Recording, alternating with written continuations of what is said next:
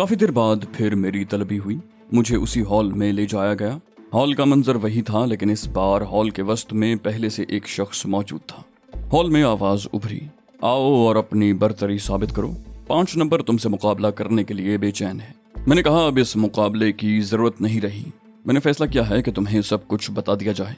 आवाज आई, पहले 5 नंबर से मुकाबला करो, उसके बाद ही कोई बात हो सकेगी। मैंने बेपरवाही से कहा, तुम्हारी मर्जी।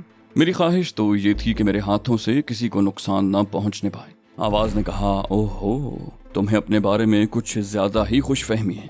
मैंने कहा, खुशफहमी का शिकार कौन है, इसका फैसला अभी हो जाएगा।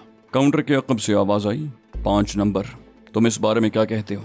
5 नंबर ने मौतबाना अंदाज में कहा, मुकाबले का फैसला होने से कबल कुछ कहना हिमाकत है, खास तौर पर इस सूरत में कि मैं अपने हरीफ के बारे में कुछ भी नहीं जानता। मैं हैरत से 5 नंबर को देखने लगा। वो औसत कद-ओ-कामत का मालिक था और उसकी जिसामत भी औसत दर्जे की ही थी, लेकिन मैं उसकी दानिशमंदी का कायल हो गया। अगर ये उसके सोचने का मुस्तकिल अंदाज था तो बिलाशुबा वो दूसरों से कहीं ज्यादा जहानत का मालिक था, और ज़हीन आदमी कुछ ज्यादा ही मुश्किलात का बायस बन जाता है। काउंटर के अकब से कहा गया, इससे कबल इसका मुकाबला 15 नंबर से करवाया गया था, वो इसे छू भी नहीं सका। उसके बाद 10 नंबर से इसका मुकाबला हुआ और खूब हुआ। ये कहना मुश्किल है कि अगर मुकाबला जारी रखा जाता तो इन दोनों में से कौन फतह याब होता। अब तुम्हारा क्या ख्याल है? 5 नंबर ने कहा, किसी भी शख्स की भरपूर सलाहियतें उस वक्त तक सामने नहीं आ सकती जब तक कि उसे इंतहाई कड़े इम्तिहान में न डाल दिया जाए। 10 नंबर के बारे में यकीन से कहा जा सकता है कि उसने इसे जेर करने के लिए अपनी सारी सलाहियतें सर्फ कर दी होंगी, लेकिन इसके बारे में कुछ नहीं कहा जा सकता। मुमकिन है इसने मुकाबला जीतने की कोशिश ही न की हो। जब तक इसकी महारत में अपनी आंखों से न देख लूं, कोई दावा नहीं कर सकता। मैंने कहा, तुम्हारी बातें सुनकर मुझे तुमसे खौफ महसूस होने लगा है 5 नंबर। उसके होंठों पर खफीफ सी मुस्कुराहट नमूदार हुई। बोला, जो कुछ मैंने कहा है वो तो बहुत सादा सी हकीकत है, इसमें खौफजदा होने वाली तो कोई बात नहीं। मैंने कहा, इंकिसार बरतने वालों से मैं हमेशा डर जाता हूँ, क्योंकि मैंने हमेशा दावे करने वालों को नुकसान उठाते देखा है।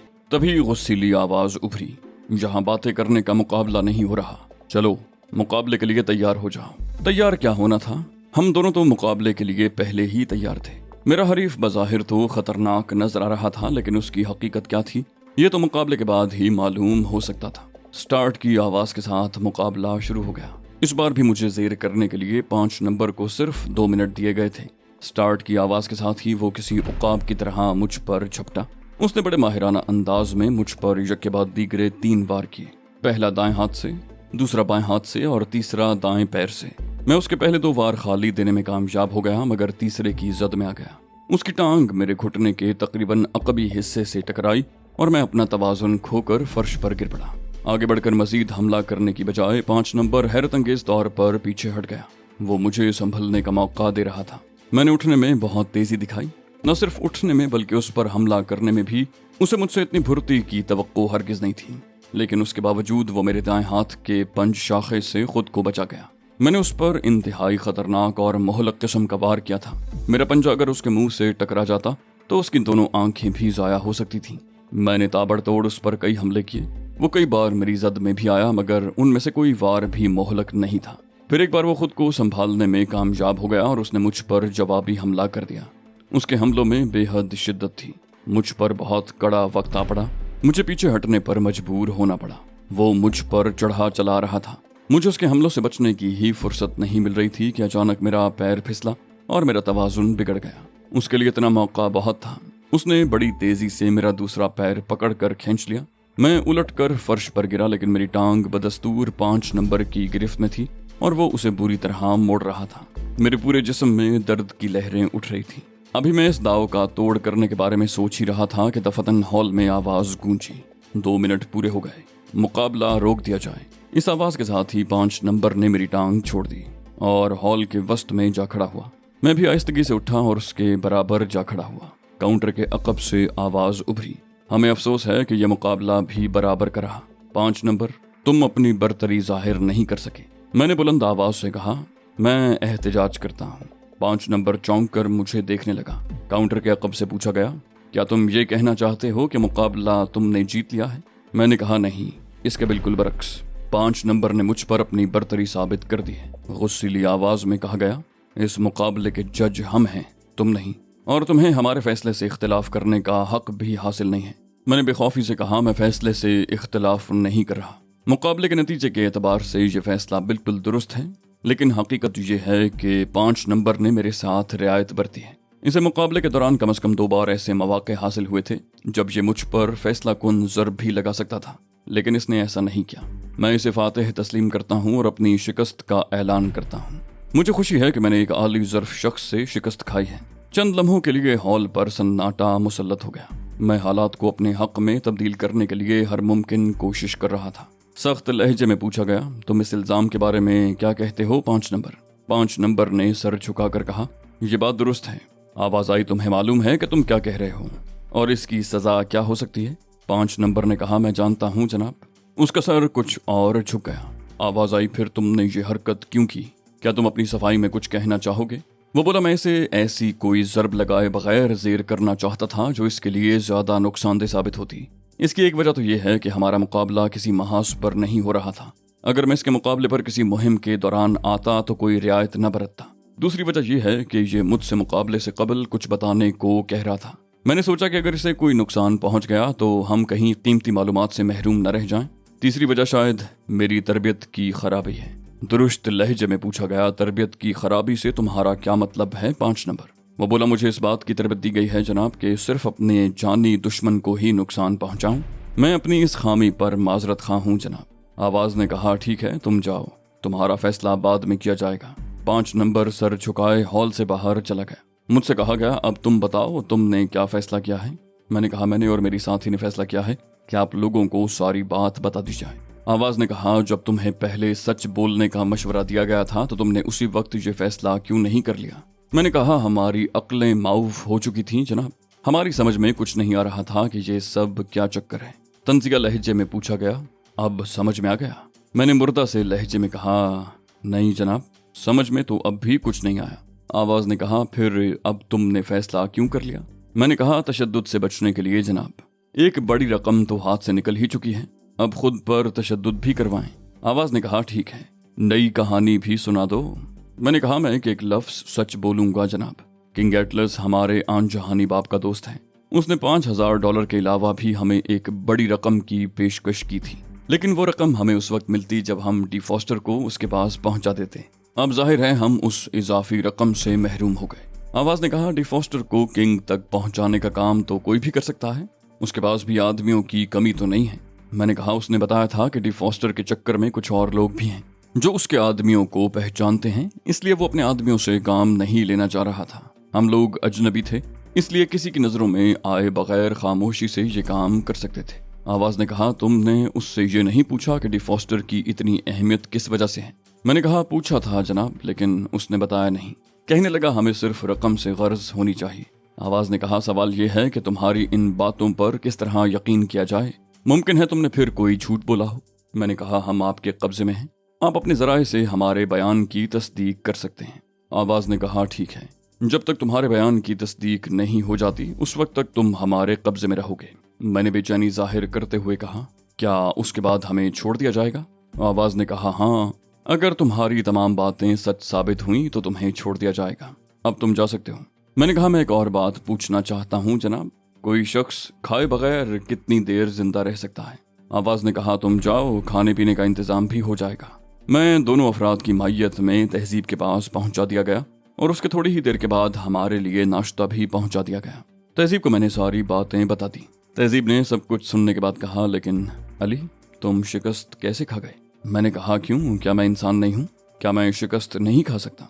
तहजीब गड़बड़ा गई, बोली, मेरा ये मतलब नहीं था, दरअसल मैं ये कहना चाह रही थी कि।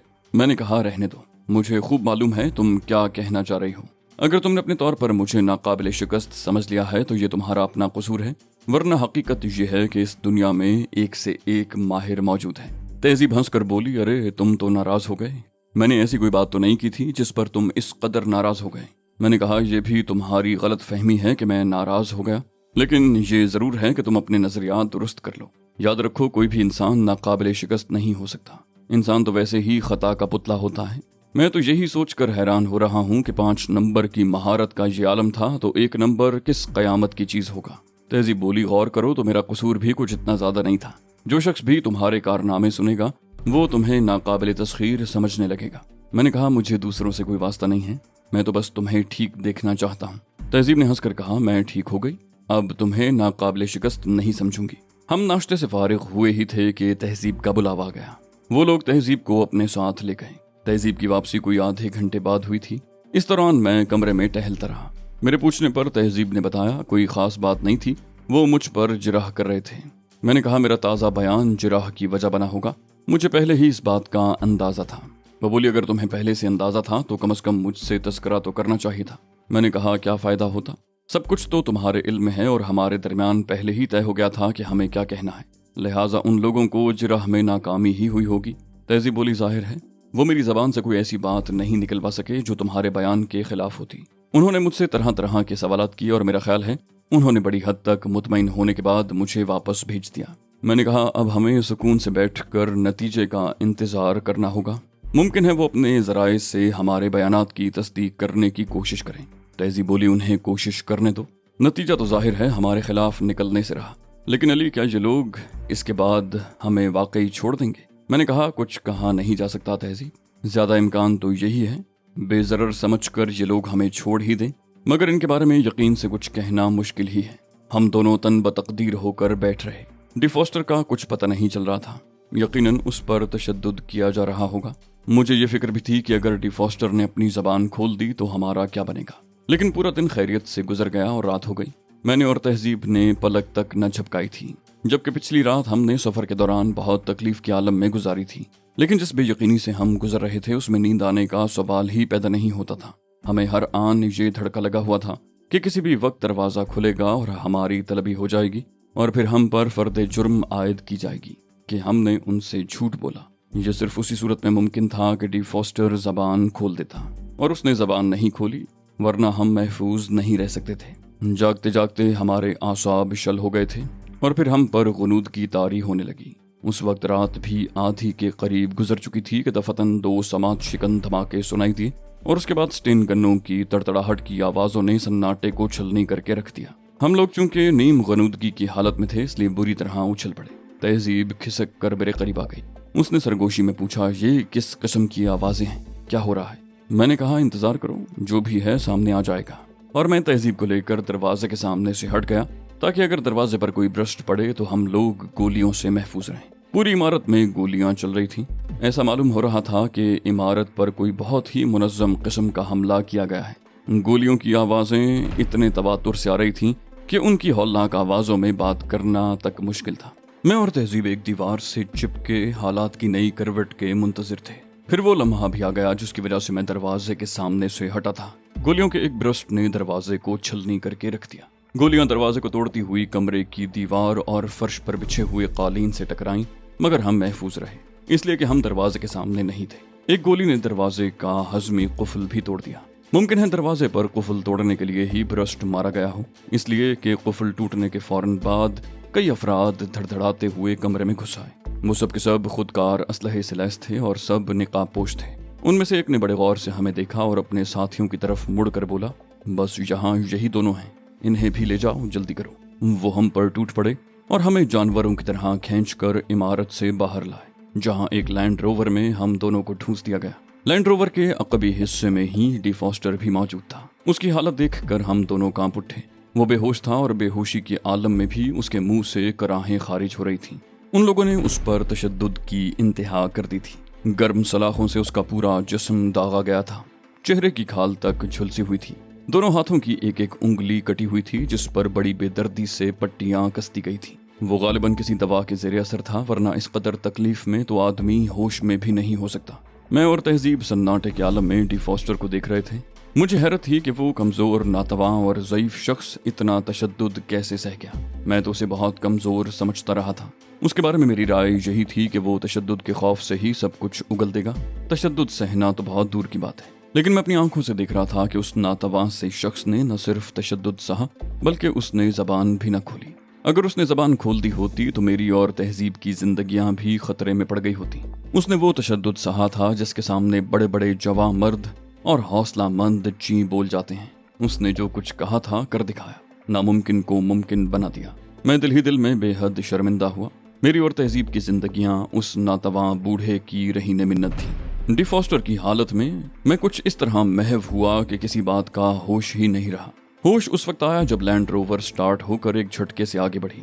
मैंने महसूस किया कि अकबी हिस्से में हम तीनों के अलावा कोई और नहीं है और अगली नशिस्तों पर भी ड्राइवर के अलावा और कोई नहीं है। इसके अलावा ये कि मुझे और तहजीब को बांधने की जहमत भी गवारा नहीं की गई। मैं हैरान रह गया। मैंने तहजीब की तरफ देखा, वो खुद भी हैरान थी। माजरा हमारी समझ से बाहर था। उन लोगों से कोई भयानक गलती हो गई थी। जानबूझकर तो ऐसी हरकत करने का सवाल ही नहीं था, लेकिन सवाल ये था कि इमारत से हमें किसने निकाला था और इस वक्त हम किसके कब्जे में थे। जीप चलाने वाला शख्स कौन था और वो हमें कहाँ ले जा रहा था। मेरा जहन बड़ी तेजी से सूरत हाल का तज्जिया करने में मसरूफ था। सिर्फ दो इम्कानात थे, या तो हमारे किसी दोस्त ने हमें रिहा कराया था कि हमें इस तरह खुला छोड़ दिया था, या फिर ये किसी किस्म की गलत फहमी थी। मैंने पहला इम्कान कुल्ली तौर पर मुस्तरद कर दिया, इसलिए कि वहाँ न तो कोई हमारा दोस्त था और न कोई हमदर्द। किसी को ये मालूम तक नहीं था कि हम कहाँ हैं। जबकि दूसरा इम्कान बहुत कवी था। लैंड रोवर बहुत तेज रफ्तारी से दौड़ रही थी। मैंने लैंड रोवर में निगाह दौड़ाई तो एक सीट के नीचे लोहे का एक बड़ा सा टुकड़ा पड़ा नजर आया। मैंने उसे निकालकर अपने हाथ में ले लिया। अब मैं किसी भी लम्हे ड्राइवर पर हमला कर सकता था, मगर इसके लिए किसी मुनासिब मौके का इंतजार करना जरूरी था। इतनी तेज रफ्तारी के दौरान ड्राइवर पर हमला करने का मतलब यही था कि खुद को भी हलाकत में डाल दिया जाए। लोहे का टुकड़ा हाथ में तोलते हुए मैंने तहजीब की तरफ देखा। मकसद ये था कि वो होशियार हो जाए। तहजीब ने सर को तफहीमी अंदाज में जुम्बिश दी। वो पहले ही मेरा इरादा भांप चुकी थी और उसने खुद को हर किस्म की हंगामी सूरत हाल के लिए तैयार कर रखा था। मैंने ड्राइवर पर नजरें जमा दी, जो बड़े इन्हिमाक से ड्राइविंग कर रहा था। मैं ताक में था कि किसी मोड़ पर गाड़ी की रफ्तार कम हो तो उसके सर पर लोहे का टुकड़ा रसीद करके उसे बेहोश कर दूं और खुद स्टीयरिंग संभाल लूं। बज़ाहिर लैंड रोवर का ताक़ुब भी नहीं किया जा रहा था। शायद वो लोग हमें ड्राइवर के हवाले करके मुतमईन हो गए थे।